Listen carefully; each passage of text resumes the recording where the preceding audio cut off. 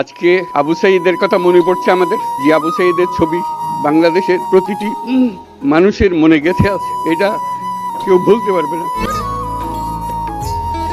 কি অবিশ্বাস্য একটা সাহসী যুবক বন্দুকের সামনে দাঁড়িয়ে আছে, এবং তারপরে থেকে কোনো যুবক, কোনো যুবতী আর হার মানে নাই, সামনে গিয়ে আছে এবং বলছে যত গুলি মারো, মারতে পারো, আমরা আছি। তো যার কারণে এটা সারা বাংলাদেশ জুড়ে এই আন্দোলন ছড়িয়ে গেছে, এবং যার কারণে বাংলাদেশ এই দ্বিতীয়বার স্বাধীনতা অর্জন করলো। এই স্বাধীনতাটা আমাদেরকে রক্ষা করতেই হবে, শুধু রক্ষা করা নয়, এই স্বাধীনতার সুফল প্রতিটি মানুষের ঘরে পৌঁছাতে হবে, তা না হলে এই স্বাধীনতার কোনো দাম নেই। এই স্বাধীনতাটাকে পৌঁছানো হলে আমাদের শপথ, আমাদের প্রতিজ্ঞা যে আমাদেরকে এটা করতে হবে, ঘরে ঘরে পৌঁছাতে হবে। মানুষ যেন জানে যে বাংলাদেশ স্বাধীন হওয়ার অর্থ